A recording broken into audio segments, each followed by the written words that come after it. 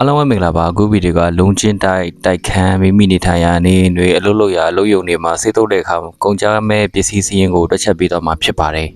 အခုအိမ်တုပ်စေးကုန်ကြမှုအတွက်ဤကအလွယ်တကူနားလည်သိရှိစေဖို့အတွက်ဖြစ်ပါတယ်တိတိကျကျကြီးတော့မဟုတ်ပါဘူးနေရာနေထားပေါ်မူတည်ပြီးတော့ကုန်ကြမှုတွေပို့မယ်စေးအယောင်အနုအရင်ပေါ်မူတည်ပြီးတော့စေးကုန်ကြမှုပို့နိုင်ပါတယ်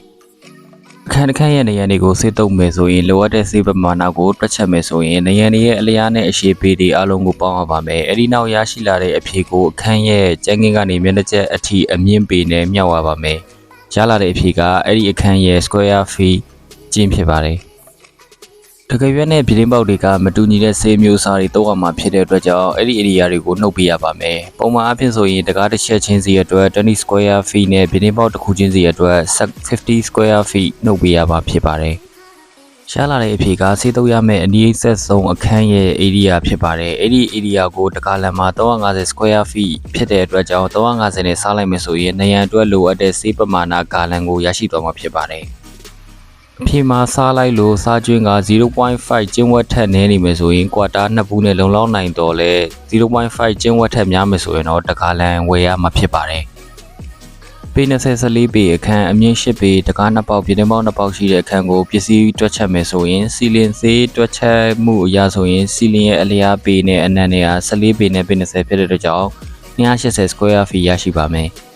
280 square feet ကိုတကားလန်မှာ350 square feet ရှိတဲ့အတွက်ကြောင့်စားတဲ့အခါမှာ0.8 ဂါလန်ရရှိမှာဖြစ်ပါတယ်။အဲ့ဒီအဖြစ်အရစီလင်စေးတစ်ထပ်တုပ်ဖို့အတွက်တကားလန်လိုအပ်သွားမှာဖြစ်ပါတယ်။နှစ်ထပ်တုပ်မယ်ဆိုရင်2ဂါလန်လိုအပ်မှာဖြစ်ပါတယ်။14ပေ20ရဲ့နေရန်စေးတုပ်ပစ္စည်းစည်းရင်းကိုတွက်ချက်မယ်ဆိုရင်နေရန်တစ်ချက်ချင်းစီရဲ့အလျားပေတွေကိုပေါင်းပေးရမှာဖြစ်တဲ့အတွက်ကြောင့်14ပေနှစ်ဖက်ရဲ့ပေ20နှစ်ဖက်ရဲ့68ပေရရှိသွားမှာဖြစ်ပါတယ်။68ပေကိုအမြင့်8ပေနဲ့မြောက်တဲ့အခါမှာ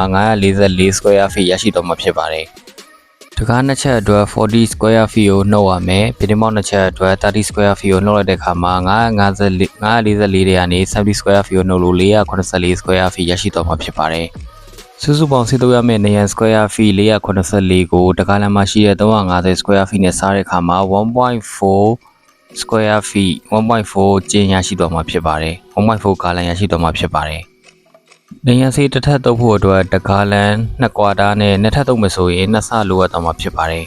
။တကားနဲ့ပြတင်းပေါက်အတွက်စီစေးတွက်ချက်မှုရာတကားပေါက်နှစ်ချက်ဖြစ်တဲ့အတွက်ကြောင့်20 square feet ကိုနှစ်နဲ့မြောက်တော့40 square feet ရရှိပြီးတော့ပြတင်းပေါက်အရေအတွက်က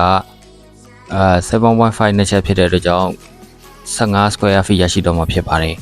။တကားစေးတုပ်ရမယ့် area က40 square feet ပြတင်းပေါက်စေးတုပ်ရမယ့် area က15 square feet နှစ်ခုပေါင်းတဲ့အခါမှာ55 square feet ရရှိပြီးတော့350နဲ့ပြန်စားတဲ့အခါမှာ0.16 ဂါလန်ရရှိတော့မှာဖြစ်ပါတယ်။အဖြေအရတကားနဲ့ပြတင်းပေါက်အတွက်စေးတစ်ကွာတာဝယ်ဖို့လိုအပ်မှာဖြစ်ပြီးတော့တကားနဲ့ပြတင်းပေါက်တို့ကိုနှစ်ဖက်စလုံးသုံးမယ်ဆိုရင်အဖြေကိုနှစ်နဲ့မြောက်သွားရမှာဖြစ်ပါတယ်။ဆောက်လို့ရေးဘ ഹു တုဒတွေကိုလေ့လာခြင်းနဲ့ဆိုတော့ channel လေးကို subscribe လိုက်အောင် comment နဲ့ပြုလုပ်သွားပေးကြပါအခုလိုနောက်ထပ်ဗီဒီယိုတွေမှာပြန်လည်ဆုံတွေ့ကြပါမယ်အားလုံးကျေးဇူးများတင်ပါတယ်။